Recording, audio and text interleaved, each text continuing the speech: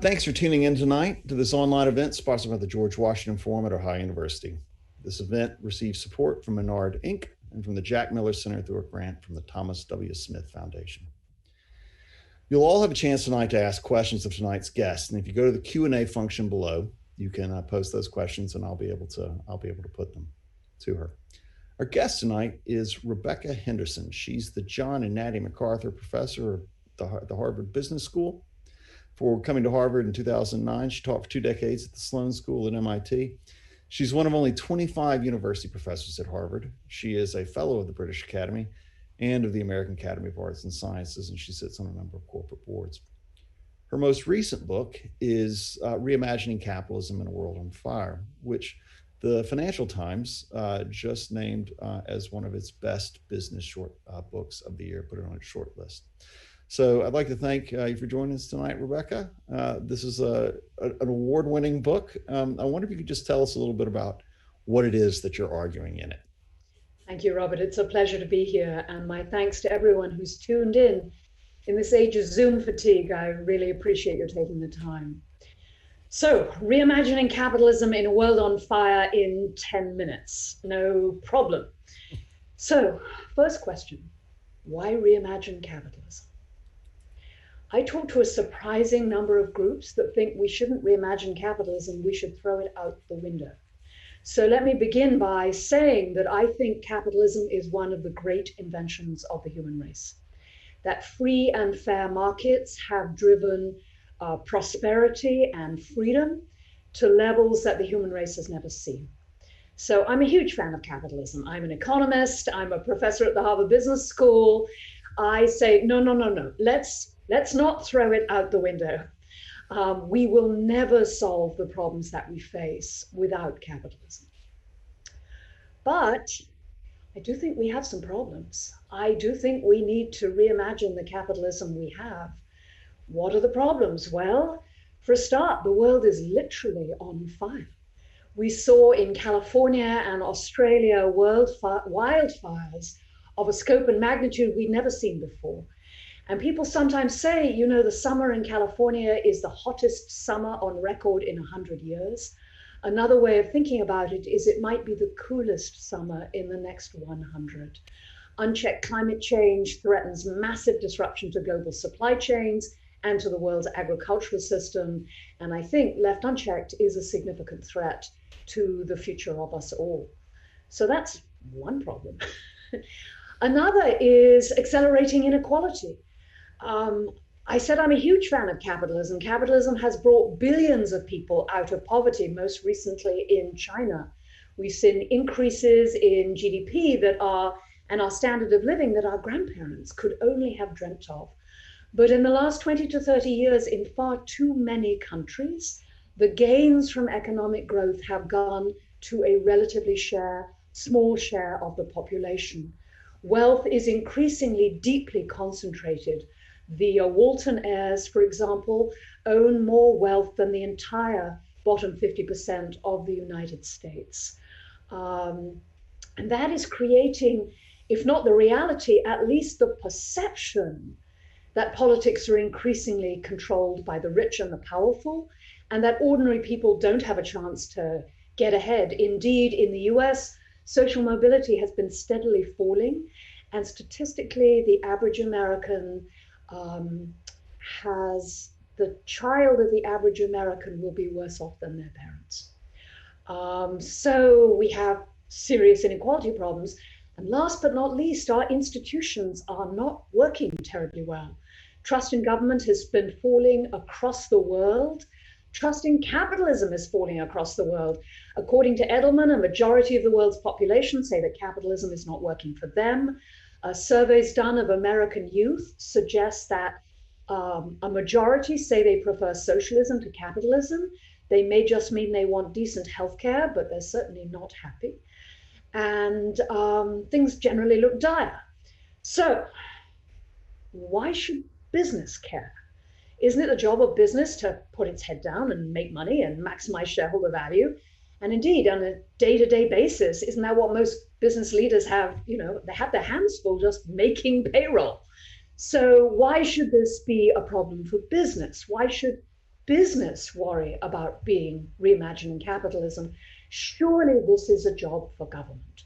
Problems like environmental degradation, inequality, isn't that what governments are for? Two thoughts. One, I'm not so sure that government is up to the task right now. And secondly, I think there's a strong business case for business to act. That we're past the time when business can turn away and say someone else will fix this and hope it's going to be okay. Because as I suggested, climate change is an existential risk, not only to all of us, but to the stability of the world's financial system. When you have the governor of the Bank of England saying this is the biggest risk facing the financial system, bigger than the risk of the 2008 crash, bigger than COVID, it's time to get a little concerned. When inequality is not only potentially restricting the supply of consumers and labor, but creating enormous distrust in business, in the very legitimacy of the idea of capitalism, business has a problem. Well, I know what you're thinking. You're thinking, well, maybe, Rebecca, but that's a collective case.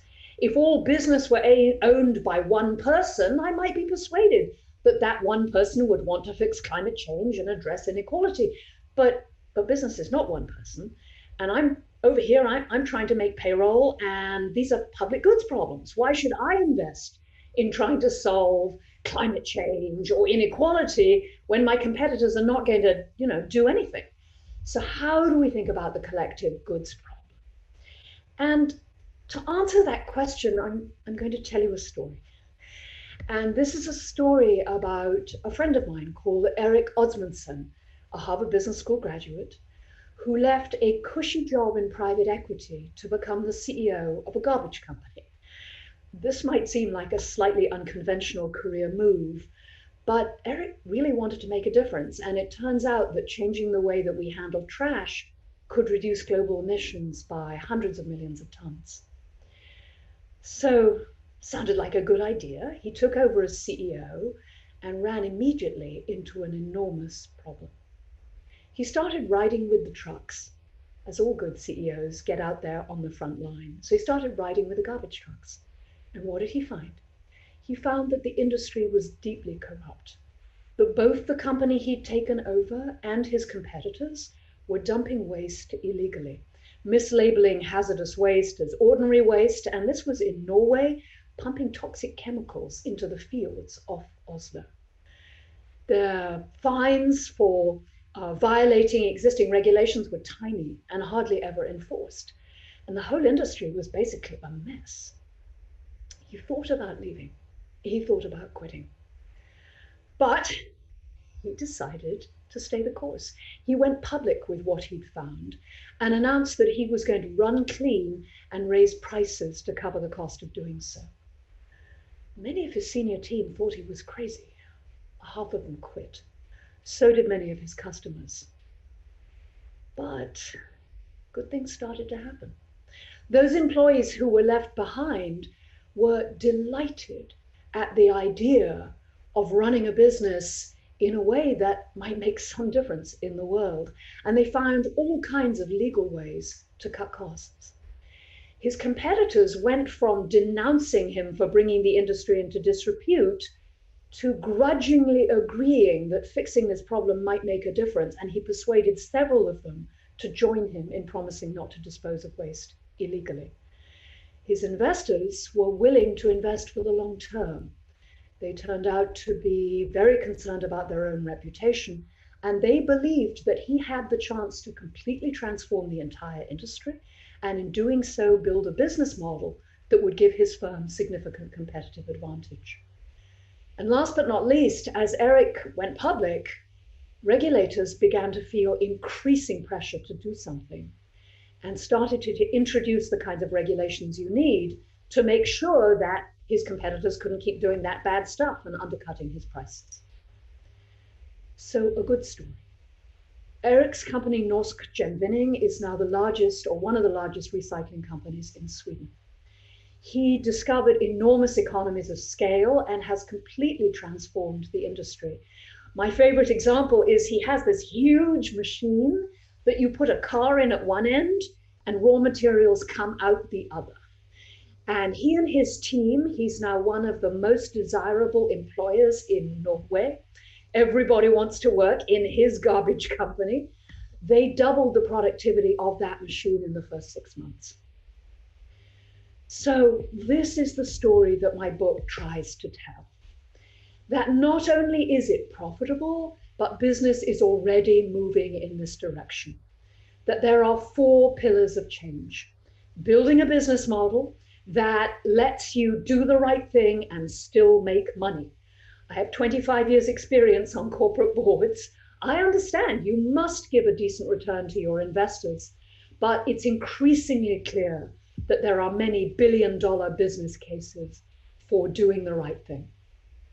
Second, persuade your competitors to do the same thing. Many problems cannot be solved by a single business, but business acting together can raise the floor for everyone and make sure that the industry addresses industry-wide risks or opportunities together. Third, bring your investors along, rewire finance. We can talk a bunch more about that and the recent focus on so-called ES and G metrics, environmental, social, and governance metrics, and the trillions of dollars that are pouring into firms who promise to be run like Eric ran his firm. And last but not least, fix the institutions. In the end, we're not going to solve the problems we face without government. And our research suggests that what you need is a democratically accountable, transparent, capable government working in partnership with business and also in dialogue with strong civil society. A free and independent media that gives all citizens the facts they need to participate as citizens, an independent judiciary, and some kind of voice for employees, particularly as firms get larger and larger and larger. And I believe that business can play an important role in that conversation and in rebuilding our society, which, as you know, at the moment appears to be about to come unhinged.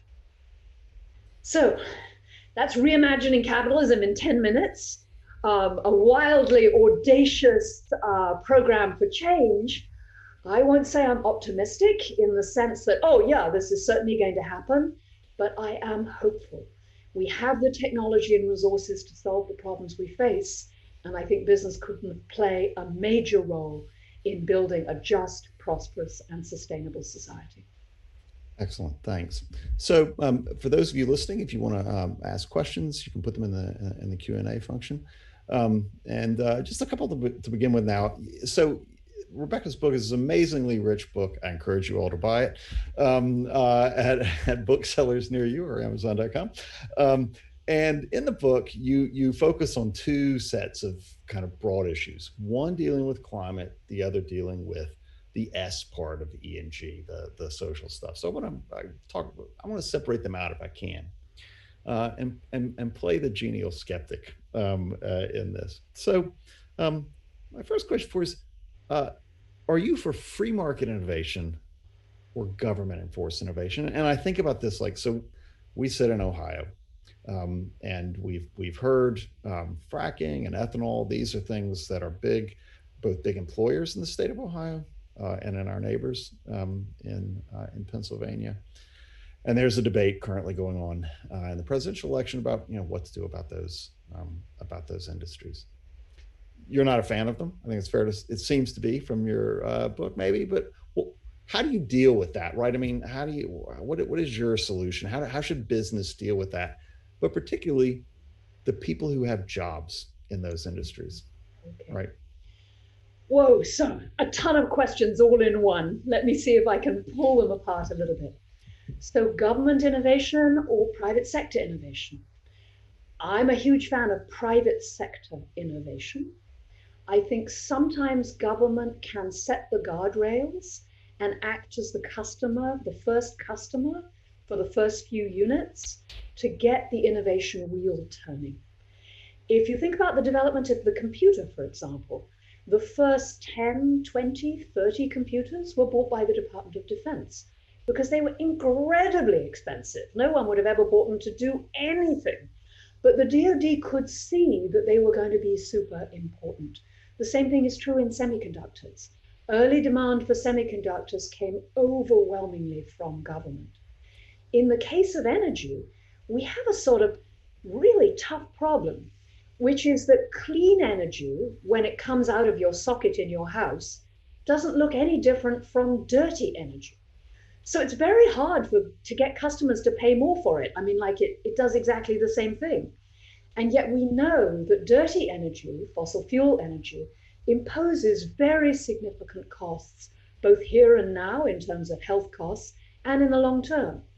So one calculation I find useful is, imagine for a moment I had $10 worth of coal-fired electricity in my hands. So that's a cloud of electrons that could power my cell phone for about 10 years. That's a pretty good deal, right? $10, 10 years worth of the cell phone. But when you burn coal, you throw toxins like mercury and lead and particulates into the air, and they cause very significant health damage. My colleagues at the School of Public Health, with all kinds of caveats, and it depends where the plant is, and, insert academic carefulness here, estimate that on average, that $10 worth of coal-fired electricity causes at least $8 worth of harm to human health right here, right now. It also causes significant long-term climate damage. Again, exactly how much? Super hard, but on a conservative estimate of $40 of climate damage for every ton of CO2, which is bottom of the range, many people think it's much higher, would give you another $8 worth of climate damage. So this cloud of electrons, this $10 worth of electrons, its real cost is not only the cost it took to mine the coal, but another $26 worth of damage. And so for me, this is a fantastic place for government to step in and say, wait. You can buy coal-fired electricity, but the real cost is something more like 26. Now, to your point about transition, you don't want to go straight from 10 to 26, shut everything down right away. Whoa, serious problem. People, how do we adjust? So I'm a big fan of, easy to say but hard to do, putting in a real price for carbon that gradually steps up over time, that everyone can see is going to step up over time. So gasoline, which also causes enormous harm to human health and long-term climate damage, and which I use every day, gradually increase it. A nickel, 25 cents, 50 cents, gradually increase it over time. Take that money and send it back to everyone in the United States. So the money raised by a carbon tax, you divide it by the population, you send that check back to everyone in the US. For everyone except the top 10% of the population, that would be a net financial benefit. It would help everyone transition gradually, plus I want explicit targeted support for the people who are going to lose their jobs. Coal miners, fracking workers. Ethanol is an interesting mixed case, which I think is a distraction we could talk about, but mixed. But I think we clearly need to build a clean economy, but we can't put all the weight of doing that on the people in those industries and on people who can't afford it. So those of us who can afford it, who have that longer term perspective because we're financially stable and so we can afford to be longer term oriented, we should be paying for that transition. And if I'm right, I think you would see an explosion of innovation. I mean, we're already seeing it. Earlier today, I was on a call with 20 climate-focused startups. And I cannot tell you how exciting the technology is. I mean, how many different ways we can reduce the use of fossil fuels and energy use more broadly and transition. And all of those startups, my goodness, if we were pricing fossil fuels anything like its real cost, they would be moving so much faster. And so that's the combination, that both public and private partnership, that I think will really make the difference. Yeah, as somebody, I mean, you're English by birth, and you have a bit in your book about spending some time in the north of England, and it's filled with empty coal mining towns, former coal mining towns, and it's seems to be an example of a transition done really poorly, not for climate reasons, obviously, for something very different in the early 80s, but a long-lasting, sort of terrible life. So there's some questions rolling in. I'll put some to you here. So one student says, how do, and you talked a little bit already, how do you believe government can incentivize private industry to make choices in the interest of the long-term well-being of the environment? So it's a question about what government can do to incentivize this. Can you elaborate on that just a little bit? Sure. I think there are many potential avenues. Sometimes it's useful to put regulations in place and say, for example, in the case of the ozone hole, government said to industry, we are going to phase out the use of chemicals that make that hole in the ozone layer over time. You've got 5 or 10 years to find alternatives, and then it will be illegal to sell these chemicals. And I mean, that's one of the great success stories, not only because we are on the way to fixing the hole in the ozone layer, but also because the costs of doing that turned out to be an order of magnitude less than the initial estimates. And you said I spent 20 years at MIT, where I was a professor teaching technology strategy. If you have a sensible policy in place and you get the ball rolling, it often rolls much faster than people expect. I think that putting a price on fossil fuels that takes account of the damage it's causing is another policy like that. If gasoline costs twice as much as it does now, and again, I'm not suggesting we should do that tomorrow, gradual transition, make sure we take care of people. But if everybody knew that 10 years from now, gasoline was going to cost twice as much as it does now, electric vehicles would look much more attractive. And so there would be a lot, there's already some innovation because people can see it shifting. But again, the innovation would go much faster. Another example is meat. It turns out that eating meat has significant implications for the climate. We love meat. It's great. And so there are even now hundreds of startups trying to grow meat in vats in the lab, which is the exact same biochemical structure, tastes great. At the moment, it's a little expensive. Again, if we gradually increase the price of beef to reflect its real cost, that would give a real boost to the entrepreneurs trying to come in. So as you can tell, I'm a huge fan of market-friendly solutions to this. I'm not in the business of picking winners. I want to make a demand signal and have entrepreneurs rush in. That feels to me the way to solve these kinds of problems. It's great. So there's a question that came in. It relates to something I wanted to ask too. So the question is, the student writes, Americans aren't socialized to think of the sort of group sacrifice mentality. We're socialized to be individuals. And one of the questions I had, isn't liberalism in its left and right variants, right? Isn't it kind of antithetical to long-term thinking, right? It's about self-actualization. I mean, is there something about that makes it easier for a different culture than, say, an Anglophone one to be able to do? That's a question that popped up from a student. So I really like that you highlight this as both a left and a right-wing issue. That, the left is, hey, let's be groovy, it's all about me. And the right is, I am the bold pioneer on my own. I read Ayn Rand as a teenager and loved it. It's all about me and I'm building the future. And I think both of these perspectives have important elements of truth, but that our society as a whole has come to believe that focusing on me right now is the route to the future. And I think any parent of a 2-year-old knows that focusing only on me right now is a mistake.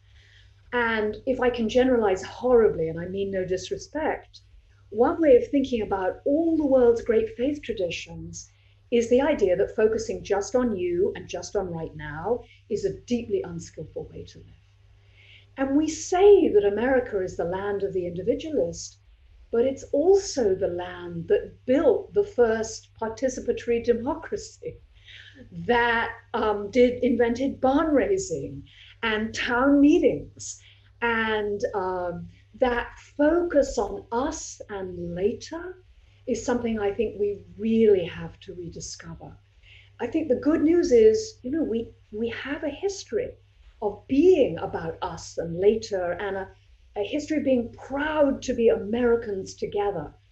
And, it can sound like, oh my goodness, let's revitalize, the cooperative spirit of America. But being the economist I am, all of us have a really good reason to do that.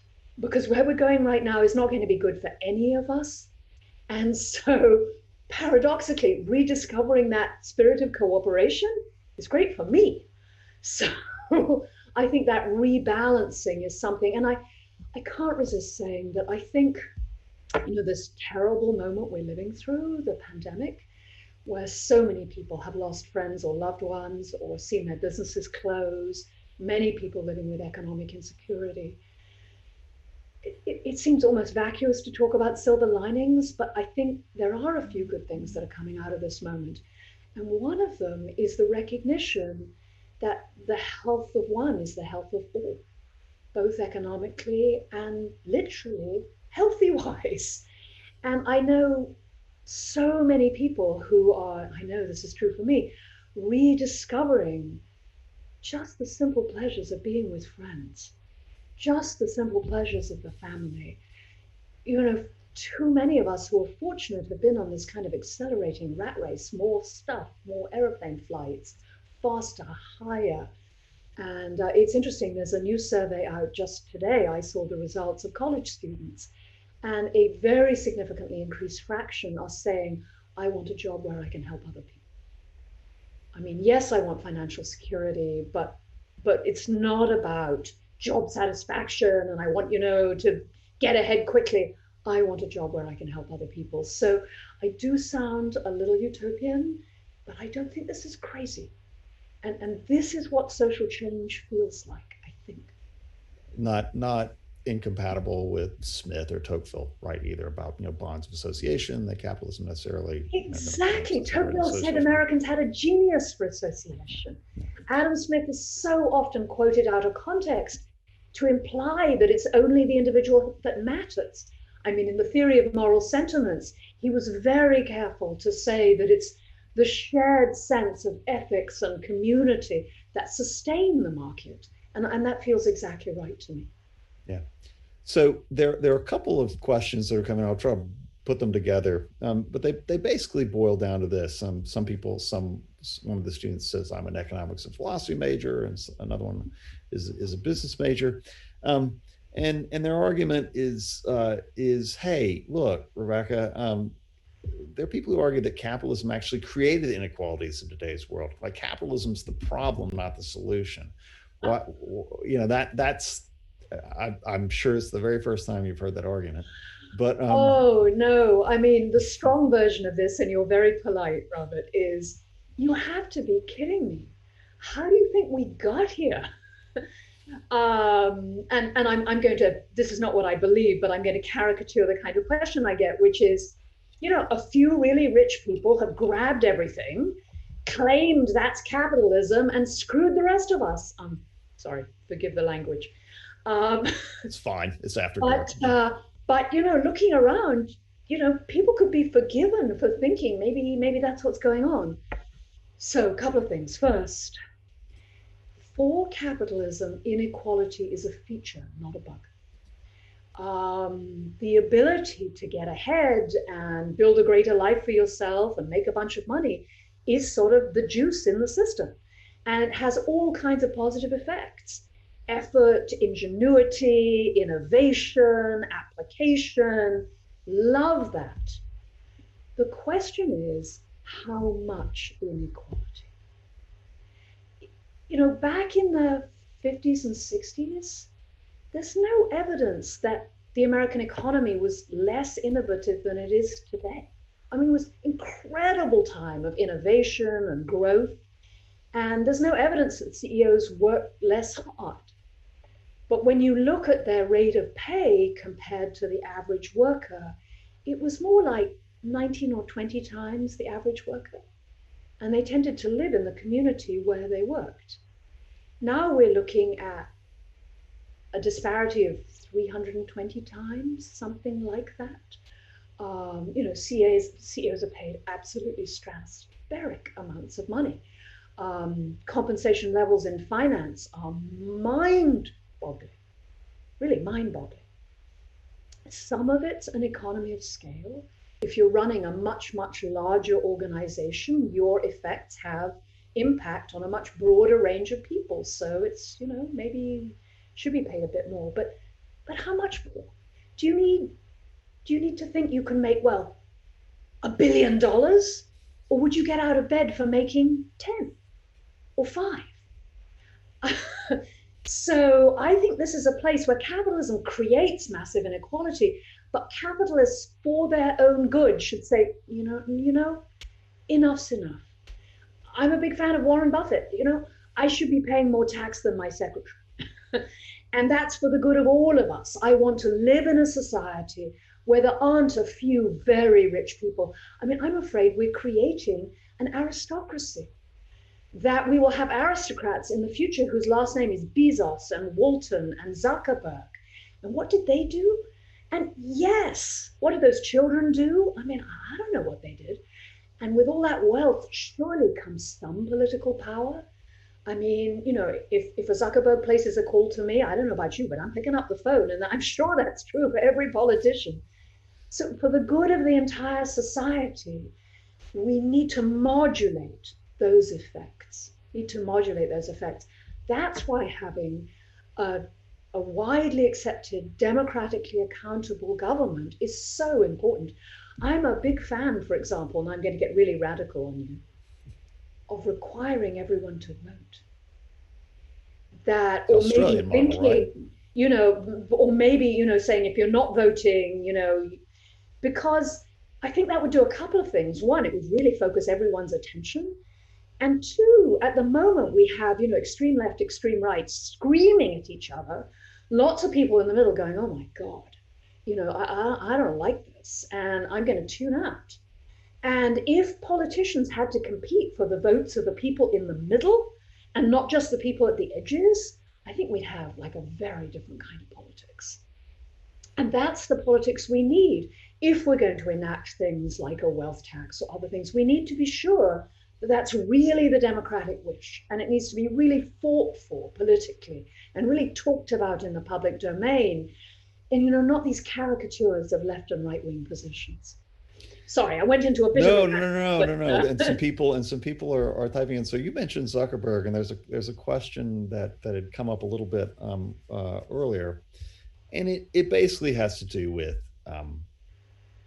monopolistic control of markets by certain things. Google as a search engine, Facebook, Amazon, Apple, and the person says, look, our democratically elected representatives don't actually understand these industries clearly, and they don't know how to regulate them.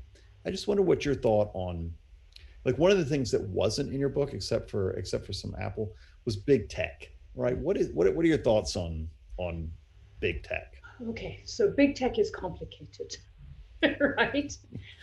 And you should know that I was the government's witness in the breakup of Microsoft case. So I do have some background in this area, and my background makes me super aware of how complicated it is.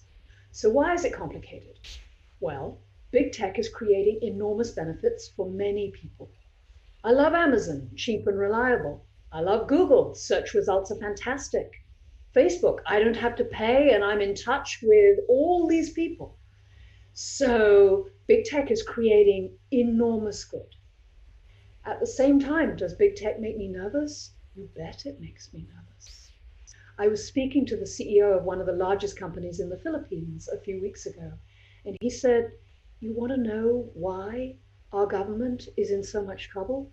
Facebook, and we have memos coming out from Facebook employees and books suggesting that, the propagation of hate and misinformation has created enormous problems in many countries around the world.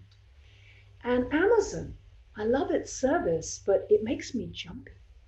The fact that I know from having talked to businesses that sell on Amazon that it's a bit tricky to have one distribution channel controlling so much of US retail. Anytime there's concentration of monopoly power, it makes me nervous as an economist. You know, I say I love capitalism, that free markets are one of the great inventions of the human race, but I mean free markets. I mean real competition. I mean really having people be able to come in and out. So we've got great good and great bad. Well, that's hard. How do we adjudicate that? And then we add the issue that our questioner asked, which is government. I mean, yes, we saw those hearings, government asking questions which reveal they're like way more clueless than your 13-year-old. And how are we going to leave, regulation to people like that? So, super hard problem. This is where I love being an academic, because I'm going to say something, but hey, super hard. One of the things we need to do is start reinvesting in government.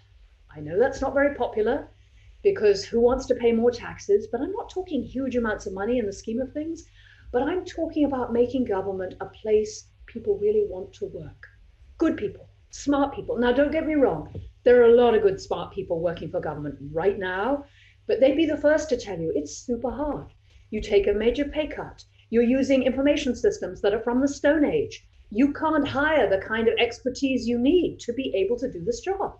So if we're going to take this seriously, we need to start building the capacity in government and the independence in government that they can at least begin to talk about regulating in a sensible way.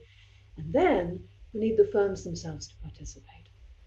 Because of course, you want the firms weighing in on the regulation. You just don't want them weighing in so much and with so many millions of dollars that it completely overthrows what's going on. So a big part of this is, and here's the wildest thing. When I talk to groups of CEOs and executives, my number one ask is, you should be lobbying to make it hard for you to lobby.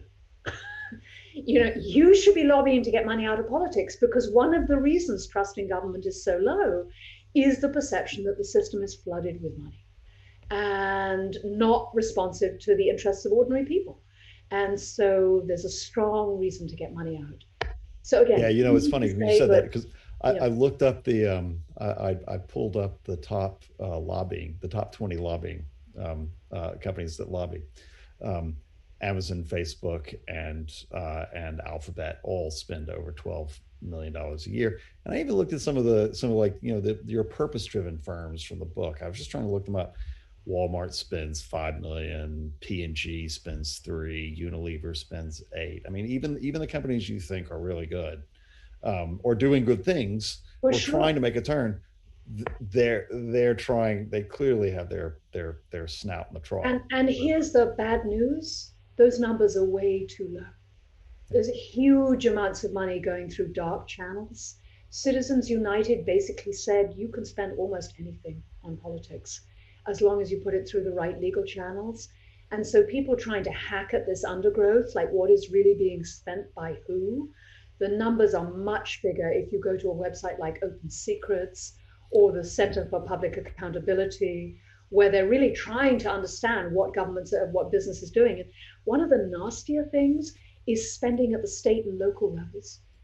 It doesn't take more than about $20,000 in most places to completely control a race for, say, Attorney General. And wouldn't it be handy to have an Attorney General that you had elected?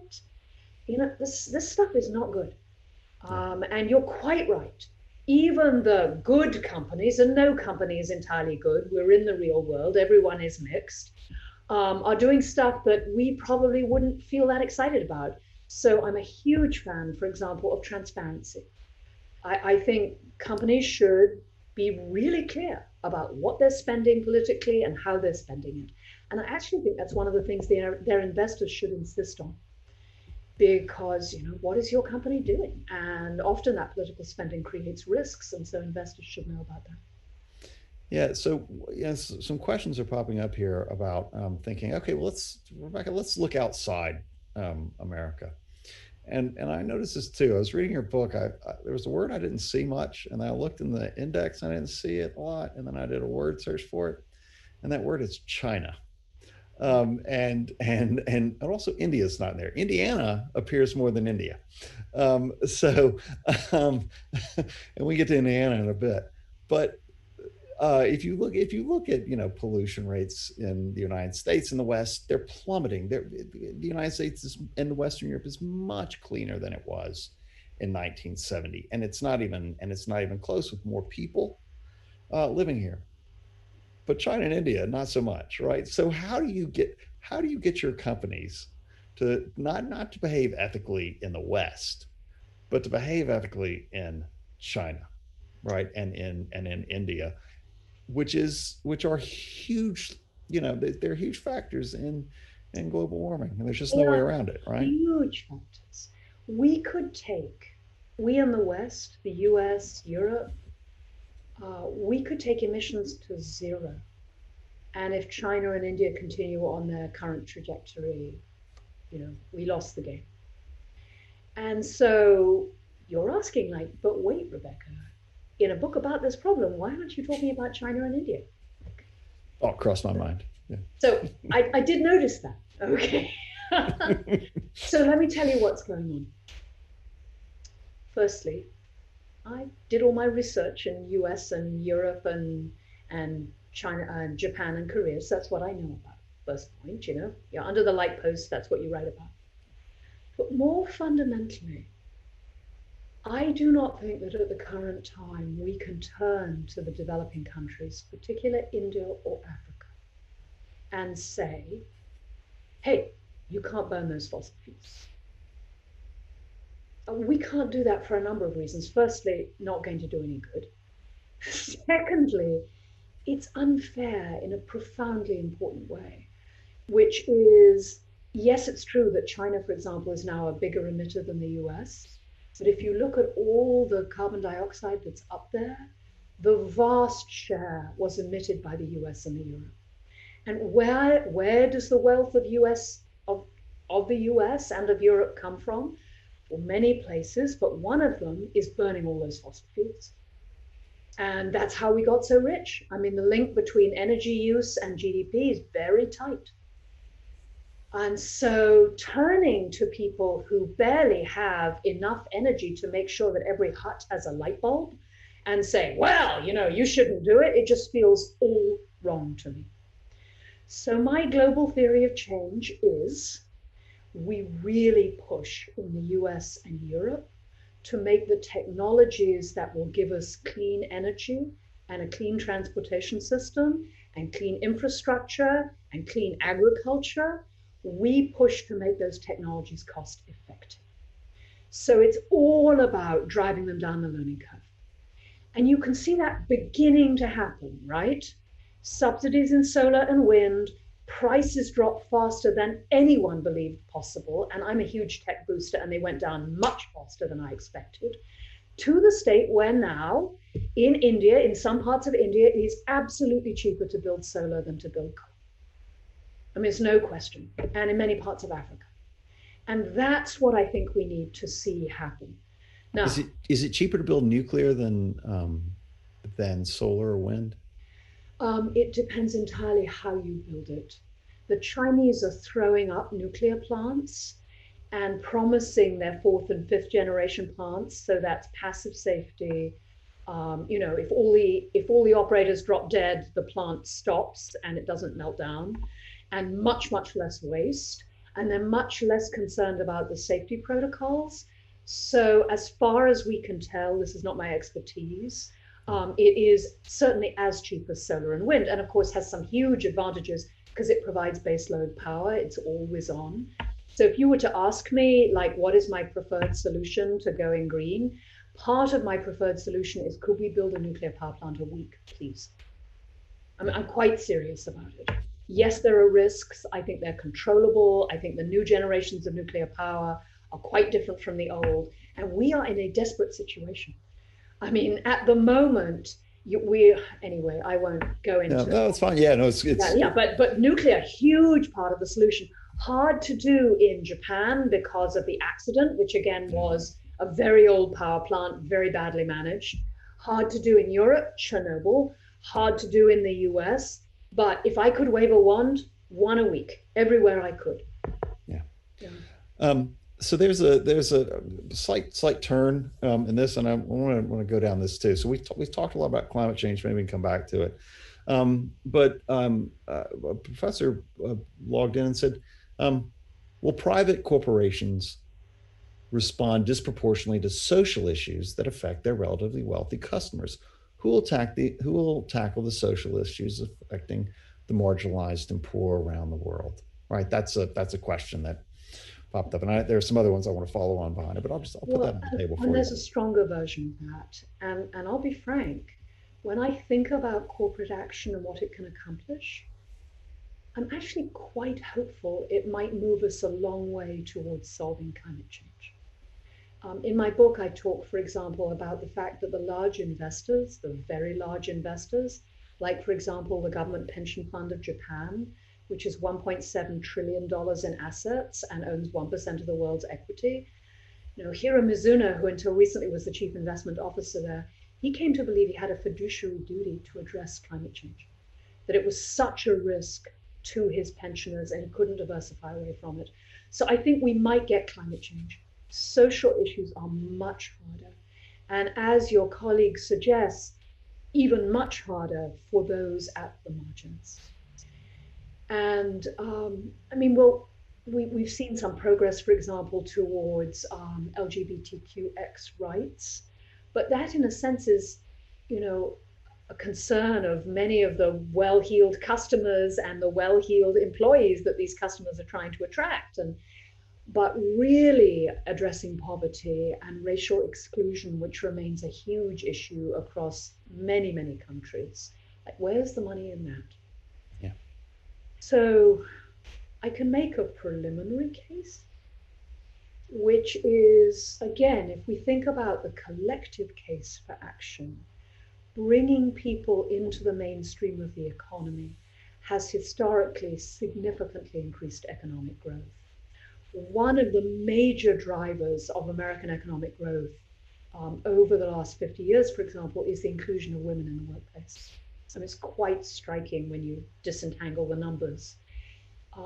Bringing into the mainstream of the workforce historically marginalized peoples would significantly increase the consumer base and the available employee base. So again, collectively, there's a case for doing it. And if you think that not doing it significantly increases political risk, that makes that collective case even stronger. But doing it, in the case of energy, it turns out that most companies can cut their energy use by 30 to 40% and see a very handsome financial return on doing that.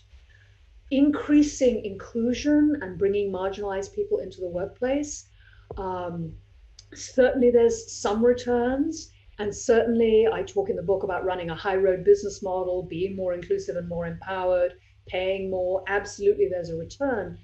But that action is not commensurate with the shape of the problem. That really addressing poverty and inclusion requires significant investments in education, in health, in retraining. We haven't even talked about the dislocation that's coming to us from AI and robotics and how that's going to accelerate exclusion for many people who don't have the right kinds of qualifications. Those problems are fundamentally government problems. Yeah. And that's why in the end, I say, I published a piece at the Harvard Business Review. It was one of their big idea pieces.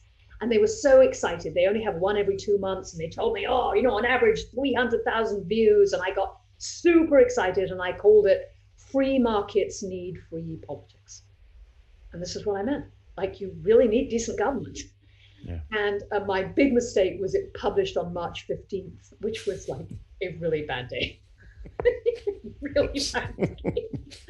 So that's why I take every opportunity to mention it, trying to get those clicks up. But in the end, it can't be just business. It has to be business in partnership with government.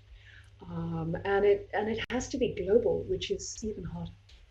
So there are a cluster of questions. I want to, if it's all right, I want to ask you about. You mentioned your well-heeled customers, and so in 2018, Ross Douthat in the New York Times, talked about woke capital. Right, it's kind of woke capitalism, but it's something that people from the left and the right, do. And so I want to give you two questions about woke capitalism, one from the left and one from the right.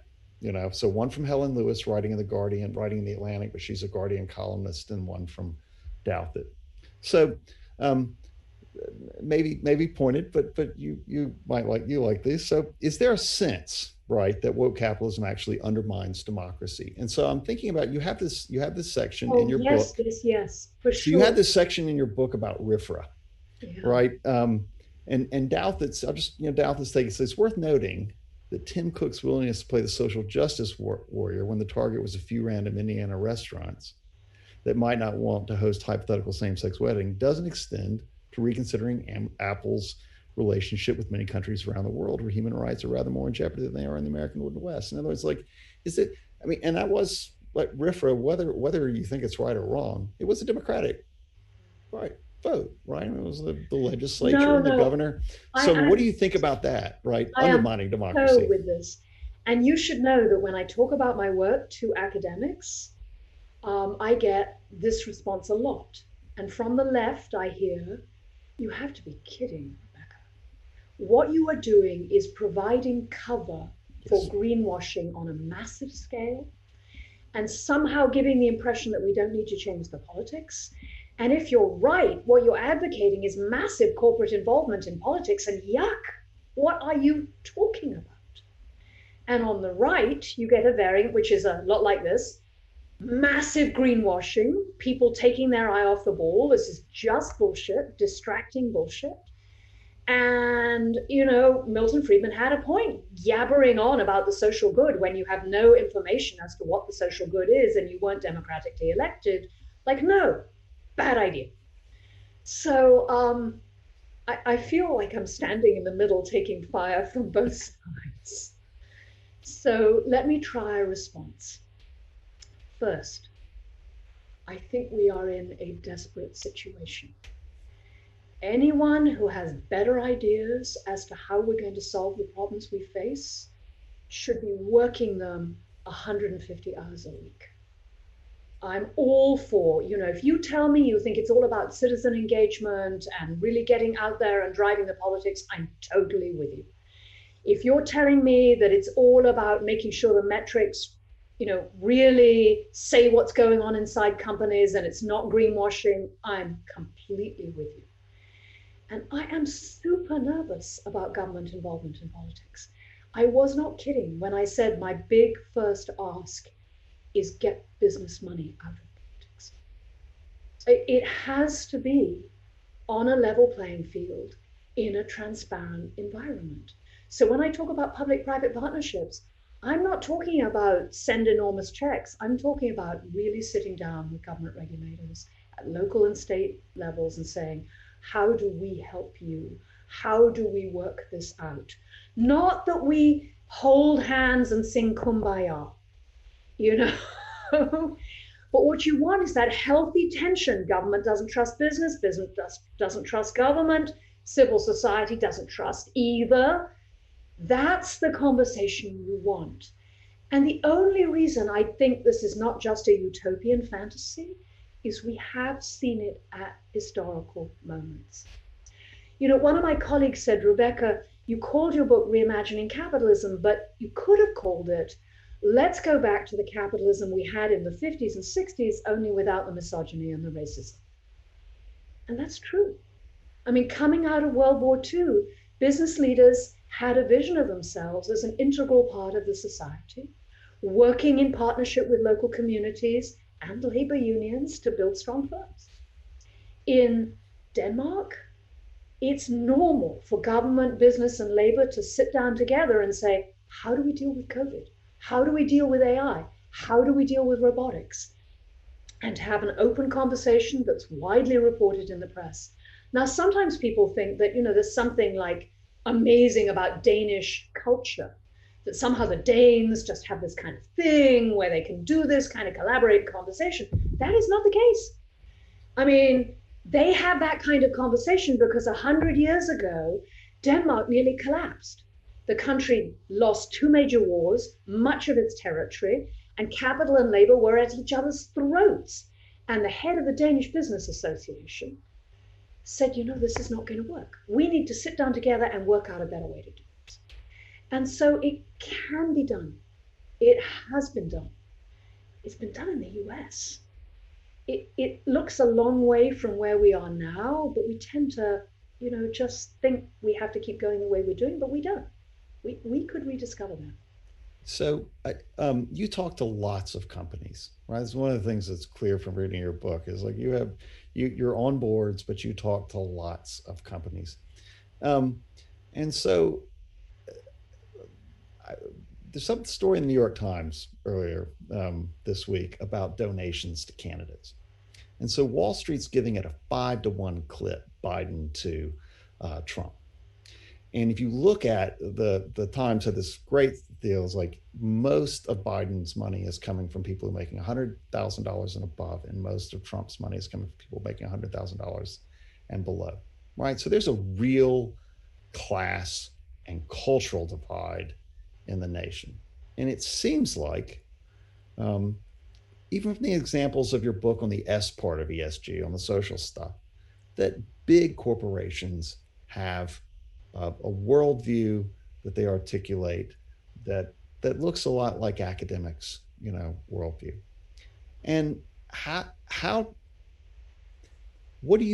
does that has to have some role in the lack of confidence in governments and in business, Sure. right? For sure. And how do businesses deal with that? Because they don't seem to want to, right? I mean, this is absolutely fundamental, and it's true across the world. This is not just a US thing. That people are seeing, some people get astoundingly rich, and those really rich people, or maybe, so-called smart people in academics, going on and on about globalism and the future and conceptual work. And, meanwhile, like, what about me? I don't see a future for my kids. Nothing that you do seems to be helping me. And I think this is a huge issue. I think this is both Democratic and Republican parties. What have they done for ordinary people in Ohio or in Western Massachusetts? I think, Obama passed a decent shot at, giving some decent health care, but it's not a pretty track record. It really isn't. And that was accompanied by a kind of sneering condescension, which is awful. I mean, really, it's terrible. This kind of snide, and so I'm not surprised that many, many people are furious. I think the solutions that they are sometimes glomming onto are not going to work. I mean, in the case of England, I think Brexit is a huge mistake for the country. But I can understand where it came from. I really can. And I think, this is why I want everybody to have to vote. We have to find a way to rebuild our national conversation on the basis of respect and care and compassion. Because trying to kill the other side is not going to get us anywhere, except to a really bad place. Yeah, I'll get you out of here on this question. Somebody wrote interesting one. Says pointing to a David Brooks column from the Atlantic, right, in 2020, and just says, look, the decline of socialist institutions has gone so far, in part because social media allows us to be totally homogenous and isn't going to return. And wonders what do you see about the role of social institutions and inequality? And maybe I just kind of add to that. Your word was sneering, right? How do businesses, they see that they have a role in addressing climate change, right? So you have all sorts of examples in your book, which everyone should buy, that businesses are taking this seriously.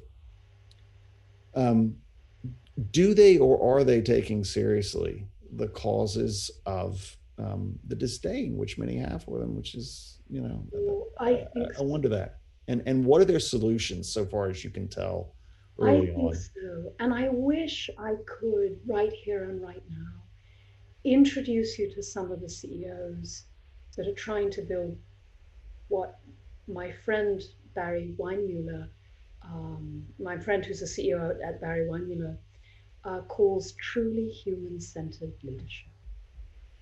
You know, he went to a wedding of the child of one of his employees, which in itself is unusual. And as he was at the wedding, he had a thought. He thought, everyone who works for me is someone's precious child. And that's how I should run this company. As if everyone is worthy of dignity and respect. Everyone should have a sense of meaning and purpose. Everyone should have a living wage and the ability to support themselves and their family.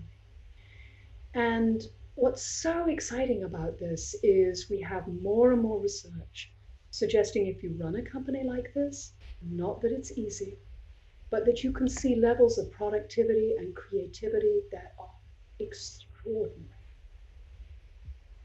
And I think what we're seeing, and I think the Black Lives Matter movement and the recognition of the radical exclusion of so many people of color has triggered all kinds of conversations inside firms about how we treat each other, how we think about each other, what we're about. So here I'm going to sound really radically hopeful, which is business could be one of the social institutions in which people feel respected and included. I know that's a stretch. I know many firms don't feel like that at all, but there are more and more firms that do, and we know those firms can survive in a competitive market. And we know that working for them feels quite different. So not easy, but could it happen? Is it happening? Yes, it could, and yes, it is. You know, Ben Domenech, I said to ask you last question, but a really good one popped up, and I want to ask it for you. Ben Domenech has a great line. He put it to executives at Google and said, "Hey, if you had a Latin American who was born poor, spoke multiple languages, has a couple PhDs, is really good at his job, is world class at his job, and believes in traditional marriage as opposed to abortion and things like this. Could he work at Google?" And they're like, well, I'm not really certain he could make it past HR. And his line is, "You mean the Pope couldn't work at Google?" Right? I knew where you were going. This is a problem, right? And I think that's what I'm talking about. It's like, how do you actually have real viewpoint diversity when you have corporations who do this? I'll ask you an actual economic question on the way out, and I promise this will be the last one because I thought it was good. So the questioner says, how's it possible to return to the capitalisms of the 50s and 60s minus racism and sexism? He said, didn't that form of Keynesian capitalism go into crisis in the 1970s? You seem to suggest that kind of capitalism could have gone on forever and that neoliberalism was just a mistake. Is that actually your view? That's your closing question? It seems like a fine question. I think that the shocks of the 70s and 80s were driven by globalization. I think the neoclassical reaction was initially very successful in responding to those shocks, but has generated completely unacceptable side effects. And was there another way? For sure there was another way. Look at Germany, look at Japan. It's fashionable to rag on Japan because the growth rate hasn't been so high. It has arguably the highest standard of living in the world and the world's third largest economy. Look at Germany, not a perfect society, all kinds of issues, but one of the lowest rates of inequality in the developed world, a massive share of manufacturing exports, and a highly skilled workforce. It's possible to run capitalism another way and survive, for sure. Well, thank you very much for sketching out some ways people could tonight. Rebecca, I really appreciate you coming on and doing this. The questions from the audience are great. If you're interested in Washington Forum events, go to gwfohio.org to see what's coming up next. Rebecca, thanks so much for doing this. Y'all all have a good night. Thank you. You are the world's best friendly skeptic. Thank you very, very much. It's a Thanks pleasure. so much. All right. Bye. Y'all have a good night. Bye-bye.